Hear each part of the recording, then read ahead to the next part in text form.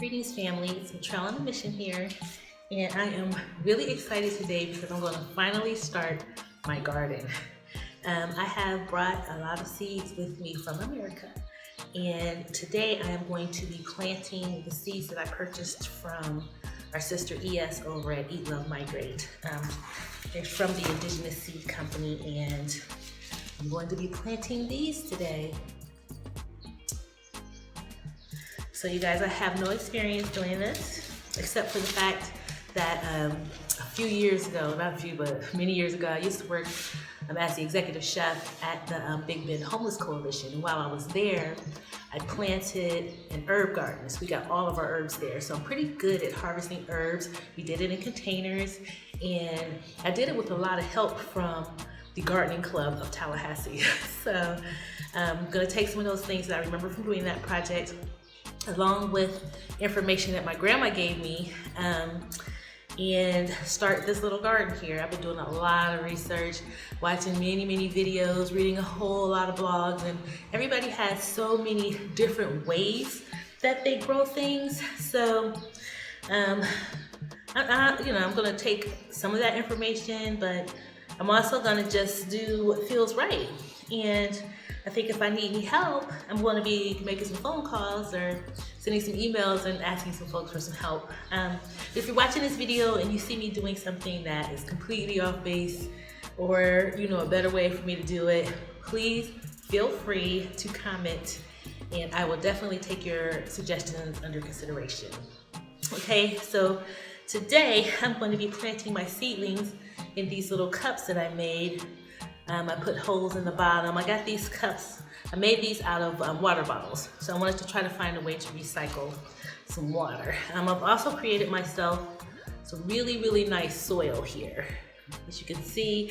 So this is like a combination of compost, some of the black clay that's here. The Nile dirt is so heavy and thick that I had to find a way to kind of cut it. Even though everything here looks like it grows well with it, somehow it's just so thick and heavy. I'm thinking that maybe I need to try something a little lighter. So I cut that with some peat moss, which is good for moisture retention and drainage also.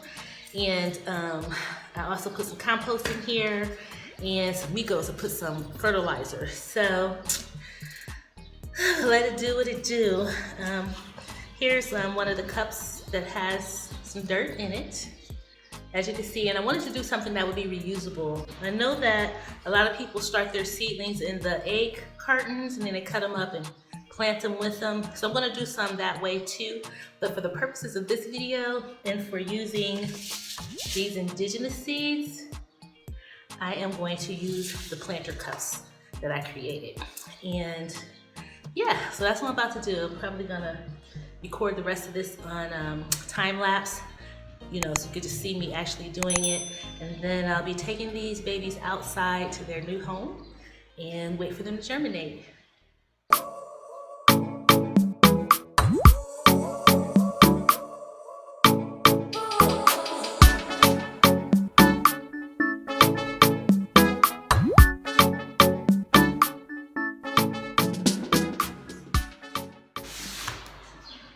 Okay, so I finished my first tray, and it looks really good. It's pretty heavy too already. So now I'm going to do my second tray of dirt for my little starter cups.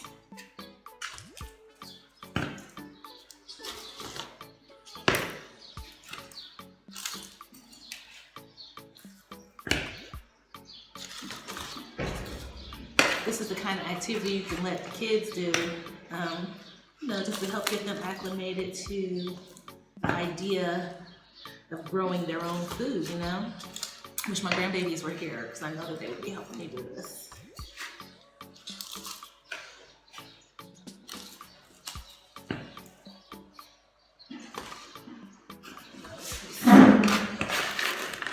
Stir this up a little bit.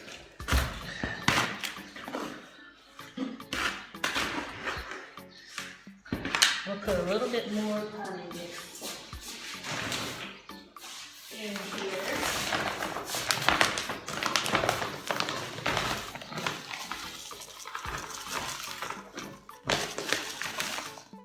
That Nile dirt is just too heavy.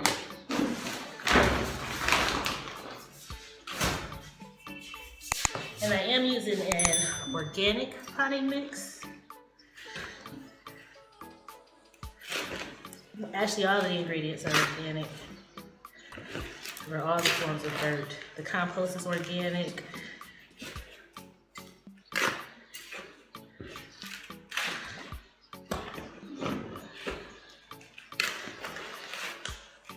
And I also forgot to mention there is a little bit of sand in here as well, because the Nile dirt has a lot of sand in it too. Here we go.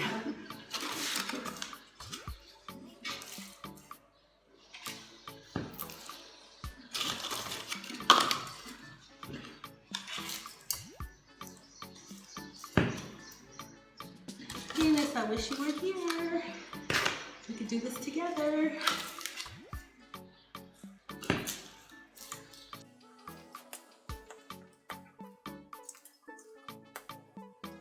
Oh my gosh, so my daily own this morning talked about the need for me to garden. And it's really funny because I had already had it on my schedule for today. And that popped up. I'm like, how did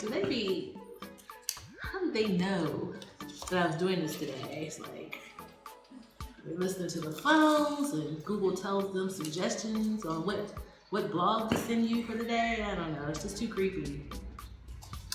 But anyhow, it said that it's something that I should be doing, how it would feed my soul, and I believe it. Playing with the dirt, there's something therapeutic in that. Yep. I remember when I was growing up, my grandma, I mean, she had like the best garden, and little did I know back then.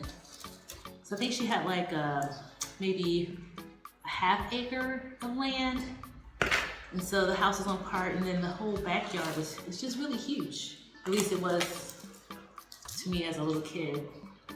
And in her yard, she planted everything. You never had to buy vegetables. I mean, she planted everything. Green beans, carrots, onions, all the different greens, collards, mustard. She grew spinach. She had corn. I said green beans, but she did like snap peas too. So what else did she used to grow? All the squashes. Oh my gosh. Her yellow squash was so bomb. And then she grew onions. So she didn't do a lot of herbs, but she did grow onions. And she didn't grow garlic, but she did grow onions. And let's see what else. She also had a nice big rhubarb plant out there. That thing got a lot of use. We used to eat rhubarb all the time. Just tear the stalk off and strip it back and just eat it. Let's see what else did she used to grow. Grandma, what were you growing? Oh, potatoes. She grew like the best little red potatoes. They were so good. And she grew regular, Idaho style potatoes. So we always had that. One of our favorite things on Sunday dinner, she would make corn on the cob from the garden. She would have green beans that she grew, as well as the red potatoes in them. And always fried chicken. Every Sunday is fried chicken. Every Sunday. And biscuits. She made we would make homemade biscuits. And then she also used to like preserve everything. So she used to make her own jams and jellies. It was just, even though we lived in the city, well, it was in Canton, Ohio. She just did that. All the stuff that she learned growing up, she just continued doing as an adult. I'm just blessed that I was able to, witness it and taste it. And I think my love of food really came from her. Her food was so good. My grandma's still alive. She's like 92 years old. Is she 92 or 93? Oh, wow. I don't know. 90, maybe. I don't know. She in her 90s. Let me see. What year is this?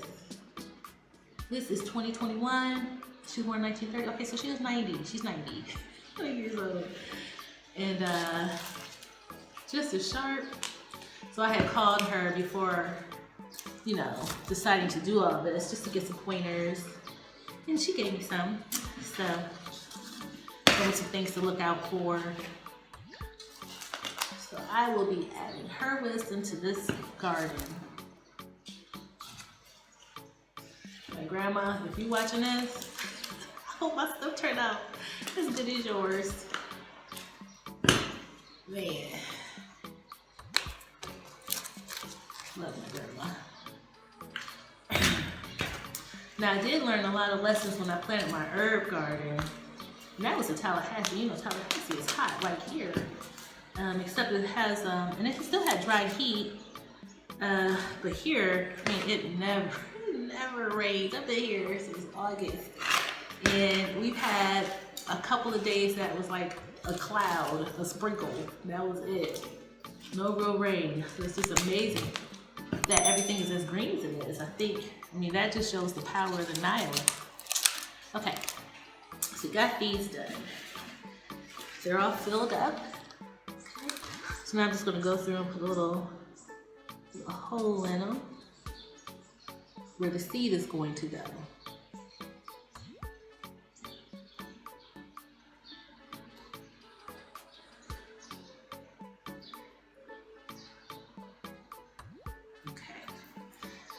And then I have to choose my seeds. So I'll be right back. Okay, so I'm going to get started with the squash seed here. It says Calabacita, and it says plant 3 to 6 heirloom squash seeds per hill. So I'm not putting it in a hill. Once they've shown true leaves and grown in size, you should thin out to 3 strongest plants. Remember, harvest these summer squash continually in order to keep the plant producing. Okay, I don't know what that means, but I will find out. Sow seeds in trays 6 to 8 weeks before the last frost period in your planting zone. Okay, so I'm a little late, but I'm just gonna plant them anywho. So, seeds are pretty big actually. You see them? So I'm going to make this row here squash.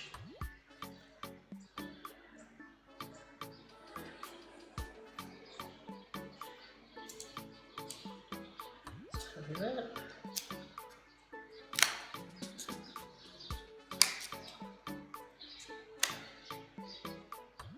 Okay, so got that. So that's one row of squash. Next, I need to do some darn lettuce. Now these lettuce seeds are so tiny. Or actually, I want to do lettuce? Yeah. No, I'll do the watermelon. Got some watermelon seeds. Jimenez. Watermelon. 6 to 8 weeks before the same frost. Okay, so it's got the same instructions as the squash. So let's see what these look like.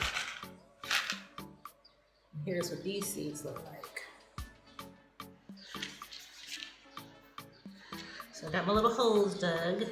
Now some of the seeds are black and some of them are like this white color. I don't know what the difference is, but I'm just gonna plant them all anyway.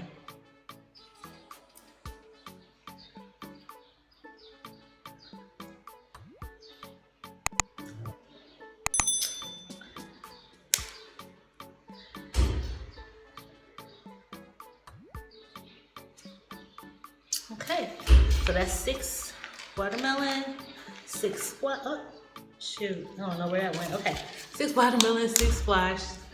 And this row I'll do something that germinates fast. The lettuce is supposed to germinate fast. It says like within 7 days or less. So I'm gonna do that. Ooh, these seeds are tiny. Okay, so this is lettuce. It's the Aswan lady. Oh, and it's an Egyptian lettuce. That's awesome. I'm in Egypt, so they might grow. Anyway, look how tiny they are. It's like little bitty seeds. Oh Lord, okay. I'm just gonna put 2 in. I don't know, I'm just gonna put a few in. That's so tiny. I'll put a few in each one, and then whoever the strongest will survive. Whoever peeks his head through gets to live.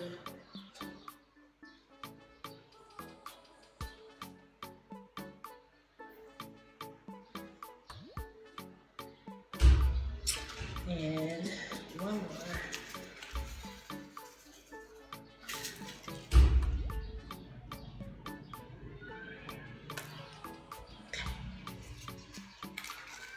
That's my lettuce. And last but not least, I think I'm gonna try the pak choi because I love pak choi.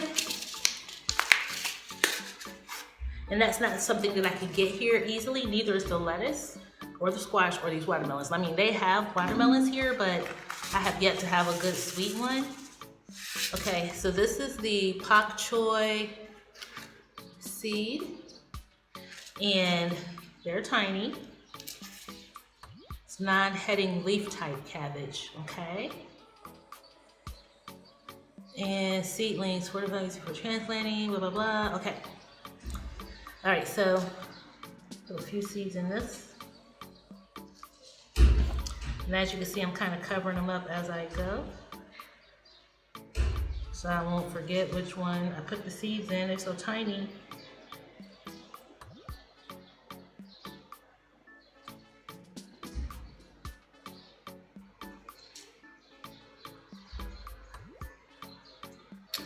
All right, seeds planted.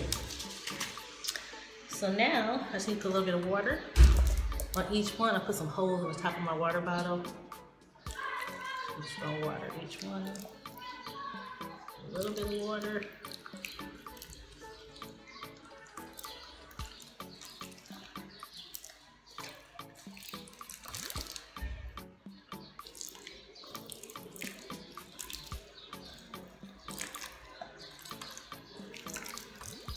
We gotta find a better system.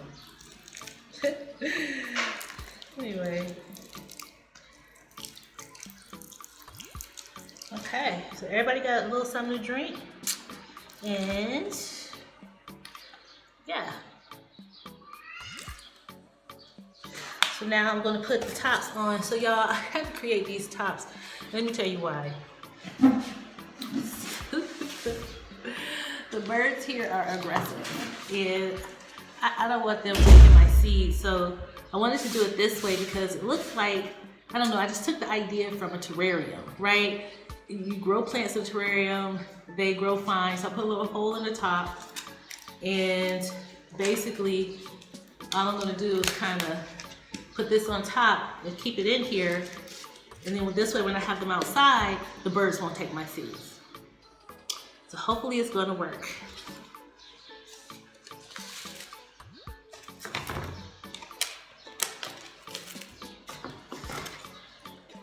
And it's a good way to keep some moisture in too. So I'm gonna finish these up, and then I'm gonna take them outside. Cross our fingers.